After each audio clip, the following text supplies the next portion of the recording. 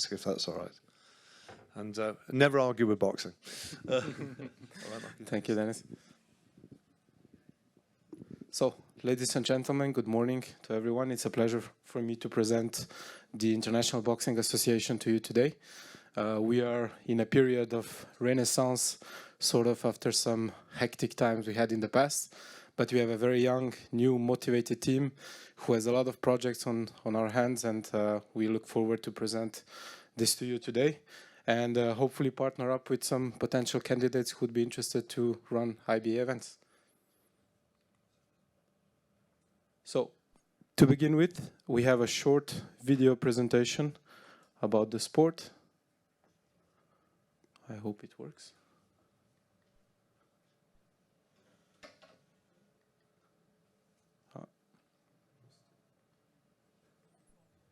Should be on this slide, so I'm not sure if...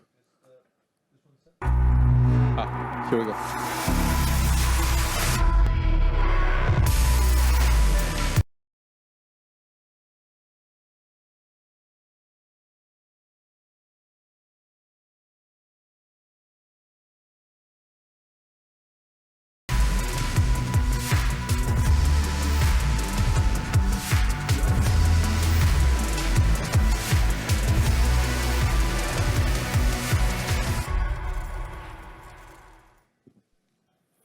So, in a few words, what is IBA?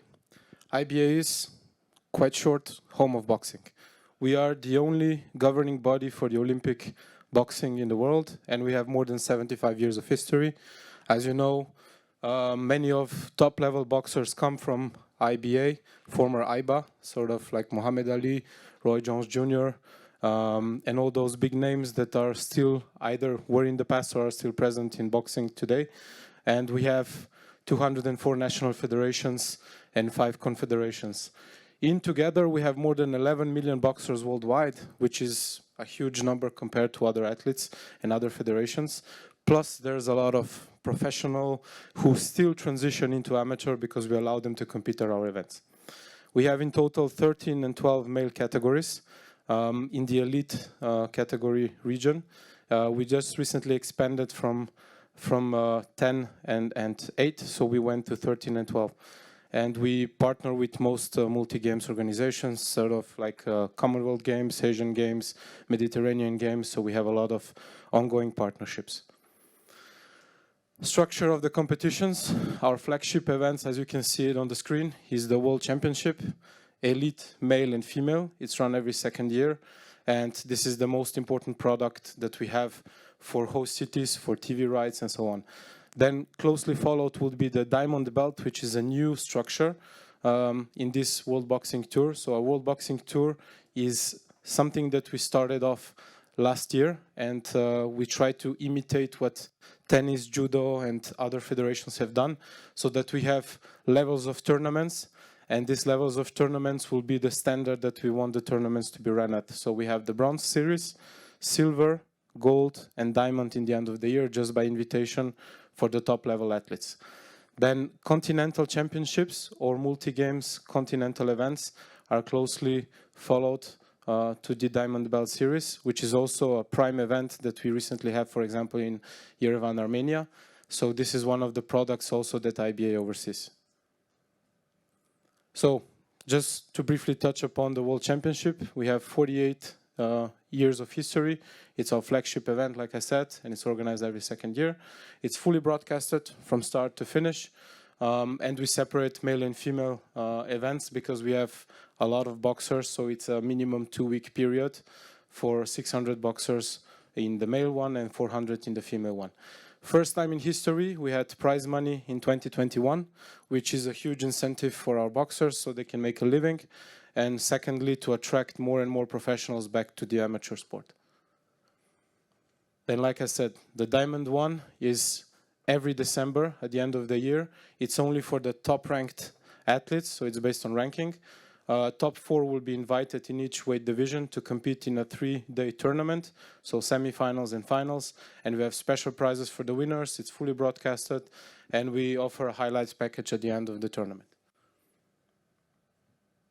Continental championships, like I said, in the future, IBA will probably oversee all the confederation events, and we'll manage them from start to finish. So we have 4 age groups on 5 confederations, and this is the flagship event of the confederation, which IBA is running through the confederation. We have live coverage for the semifinals and finals only, but if there's appeal and if the demand is there, we can cover the whole event. And as I said earlier, we recently added prize money also to the Continental Championships, which incites boxers to come from all over the world and also professionals to come back.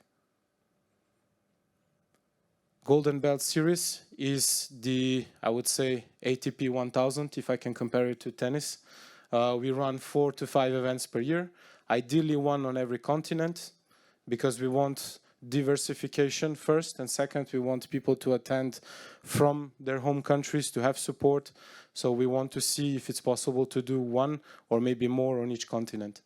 Live coverage for semifinals and finals, again, highlights package for the event and for TV partners, and we expect a top-level organization from the partner company or from the local organizing committee. So we are in the process of finalizing host city agreements that we'll put in place either for 2+2 or for an immediate 4-year period. So it's up to discussion with each potential city. Then the next one would be the silver belt, which, if I can compare it again to tennis, is the 500 ATP 1. So we are looking at running 6 events per year in the future. It's live broadcast for the semifinals and finals.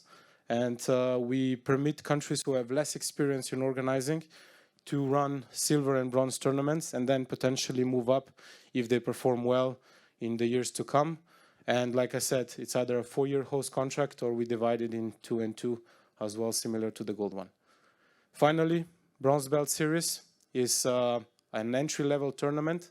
So we look at running 8 to 10 events per year all over the world. Specific emphasis on countries like in Africa or Latin America where they don't have as much experience, but they would like to run events so they can start off slow and then move up, potentially up the ranking to reach gold level status.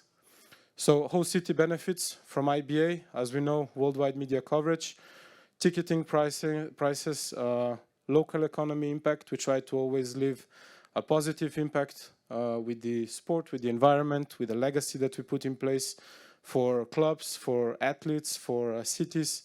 And of course, domestic media rights go to the host city, as well as part of the TV revenue. And of course, we support local athletes who have home advantage in these countries and cities. The 2022-2024 calendar is the most packed one so far. So we start the Olympic qualification in January 2023, and we end it in May 2024. We look at overseeing 12 events in total, which would be the biggest amount since IBA has rebranded into IBA. And with the additional World Boxing Tour tournaments throughout, exceptionally outside of the qualification period and afterwards, plus the confederation events, we're looking at 30 to 35 events per year, per season, yeah. So in total, our own events, we're looking at 1 per month, if possible, potentially more. But there's also several other projects that we're looking at running. So first was the Global Boxing Cup, which was supposed to be run this year. Unfortunately, due to circumstances, we had to postpone it to next year, and we're still looking for a potential host for this event. But it's a brand new concept of competing, and of course the newly developed Night of Champions, which was supposed to happen in Dubai together with the Expo, but unfortunately, again, due to unforeseen circumstances, we had to cancel this event, but something that we want to restart in the future and definitely look for hosts. That's in a nutshell what we're trying to achieve. So we try to give the opportunity to our boxers to compete more, to earn a living, professionals to come back and expand the brand that is IBA. I think we're on the right track. We're looking for potential partners to help us perform on this path down as we go towards IBA as a new brand and as again, fully reinstating us in the IOC family. Do you have any questions? I'm going to get the microphone. Questions from the floor? No, I think what was really interesting is that you have done all this analysis on the, you know, the economic value and the like of it. Are there any cities that you or regions that you'd be interested in going, or is it very much you'd like people who are listening online as well as here to get in touch with you on a bilateral basis, or? I think it's both. We have regions, especially the US market, that's very appealing to us, and I think it's a little bit of an untapped potential at the moment. And then especially Latin America is huge in boxing, but they don't have the know-how to organize events. So we have to partner up with somebody to help the local organizing committees as well as ourselves to run these events.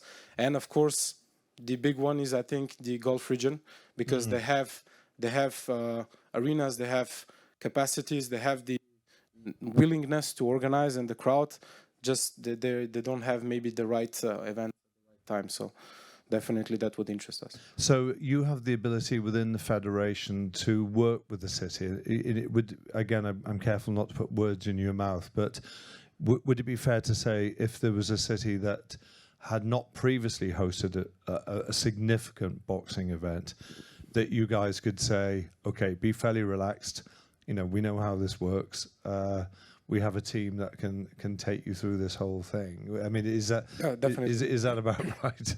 No, it is. We have an operationals manual that is very detailed, and we're updating this at the moment, so it reflects the new updates that we've seen in recent events.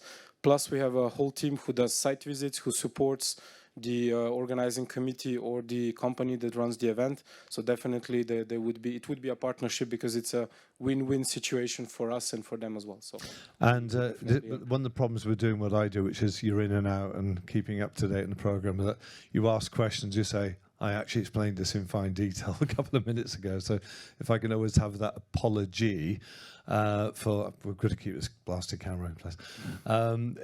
So apologies if you have covered it. I mean, typically, how do you work? Do you go out, hello everybody, we've got this championship coming up in whatever years it is, let us know if you want to do it, or are you proactively engaging with some cities? So we are actually opening a bidding process. That's one way to do it. Other ways are also we send a letter of intent to everyone that we're trying to host, for example, 12 events in the upcoming year and a half, and then we let the federations come back to us.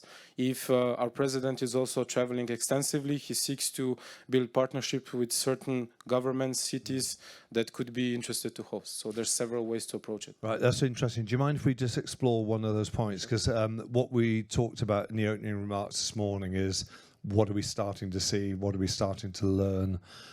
Because, you know, if I may say, from the city's perspective, this is a pretty unique format to have a time to speak to you and start to.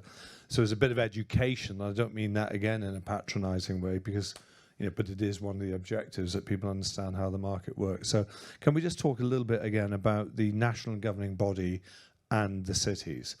And what I said in my remarks earlier on, that some federations, they're not critical of their national governing bodies, they're not, but there is a trend now, the federations coming to us with a letter of authority which goes to the national governing bodies that says, you know, they're in town, they will keep you up to date. But I think one of the concerns, sorry, it's a long question, but I'll get to the point for a minute. One of the reasons for doing that, they said that in some cases with national governing bodies, there's occasionally a reluctance to get involved in the bid process because it's a lot of work, and their focus is on, you know, just the sport, whereas the cities represented here today are looking at this bigger picture thing that you talked about, and they would welcome the burden, if that's the right term, of bidding.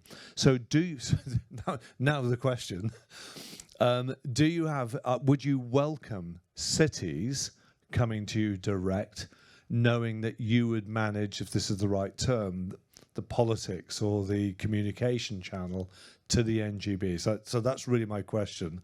Is it fine for the cities to get in touch with you? Definitely. Rather than them swivel in their chair and say, we have to speak to the national governing body, who will then speak to you? Definitely, I would even encourage them, because then That's they the longest could question I think see I've ever asked that, by the way. they could see what we're all about, what we represent, what values we bring Right, to the okay, that's city. interesting. And I Yeah. think that's definitely something that we're looking at for the future. Now, we always seek to have some sort of approval from the Ministry of Sport or some Yeah, sort sure. of government reassurance, because as you know, LOCs are legal entities that get formed and then dissolved once the event is over, Yeah. which leave some cities in debts at the end. So we're looking to really manage this together in a tripartite agreement with the national federations and with the government. No, that's interesting. I'm just going to check how much time have we got for this. One more minute.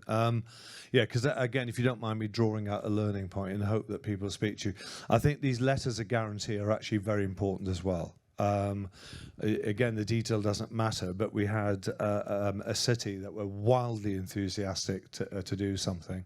The mayor was behind it. We did actually get a signed letter of declaration of expression of interest, and then the inevitable local politics kicked in, and then it had to, we've literally in the last 2 days had to reverse out of that agreement. So I think that is something, again, if I may, before I thank you for opening this session for us, I think that is something for the cities really, really to look out for.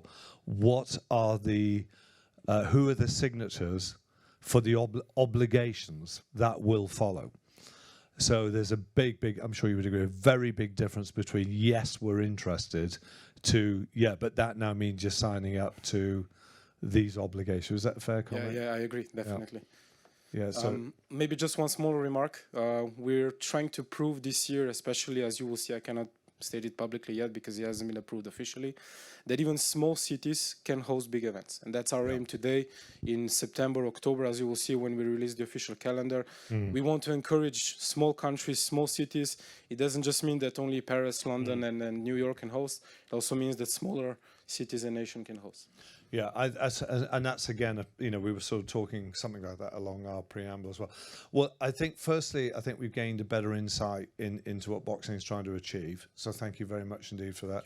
And I think, very, very, very illustratively, you've brought out some of the other points that this community is trying to do is to better understand the industry. And I think that's a really good takeaway comment. We remember that some of the smaller, you haven't been there before type cities, they should, welcome speaking to you, I think.